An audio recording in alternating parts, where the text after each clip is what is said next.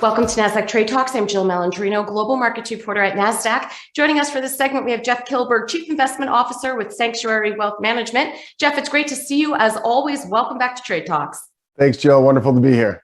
And Jeff, it's been an interesting week, short week, of course, in the United States, and a lot of sideways action, not much in terms of news, but it was interesting yesterday when President Biden came out with the mandate for vaccinations.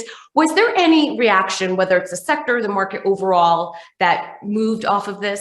You know, Jill, there was a reaction. I think it was kind of a 1-2 punch. We certainly saw the movement higher in the airlines. That was a bit of optimism when we saw American Airlines, we saw Delta, United. If you look at the ETF, Jets, JETS, we saw a big move higher, and that's kind of forward looking. Maybe we have the Delta variant behind us in the rearview mirror. Maybe we'll see business travel pick back up. But I think that was actually cemented or fortified when we did see that vaccination. Now we saw in the state of California that school children above the age of 12 will be forced to, will be mandated to be vaccinated. So I think this whole vaccination, or the peak Delta variant, maybe, we hope, is in the rearview mirror, and that will allow markets to move higher. But you're absolutely right. This week it was pretty subdued. We looked for the bond market, the 10-year note, to provide leadership. It seems to be tethered at 130. But this type of sideways market, I'm always trying to find a little bit of optimism, and we found it in the airlines.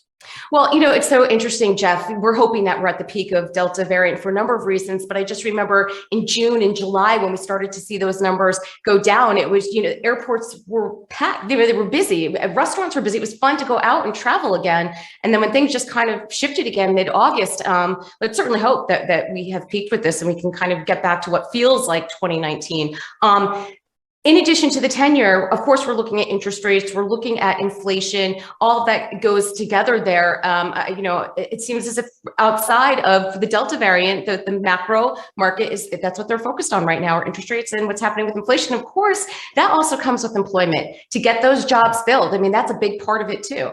Well, you're absolutely right. And in the wake of that very disappointing jobs number last Friday, we did see the US dollar index really weaken. And why did it weaken? Because of the inflationary component, but more of the jobs factor. And when you saw that jobs factor, that really provided a lot of ground cover for Fed Chairman Powell. And a lot of the hawks inside of the Federal Reserve have really looked at him with a raised eyebrow saying, why are you being so dovish? Why are you being ultra accommodative? Why are we still buying $120 billion per month? But this is exactly why, this dislocation. Will it be temporary? Will we see jobs improve next month? Is this just because of the Delta variant? And now it really pushes the taper talk. And I've been really forecasting this, that we're not going to see any type of tapering until January of 2022. Now it seems like that's more realistic because they can't talk about that in the month of September at their next meeting. But nonetheless, this does keep the Federal Reserve rate front and center. And we really don't have much data economically. We're looking forward to earnings season, but that's not till October. So I know seasonally September can be kind of dismal, but I'm actually looking for a slow grind higher in September. That sets us up for a very important earnings season.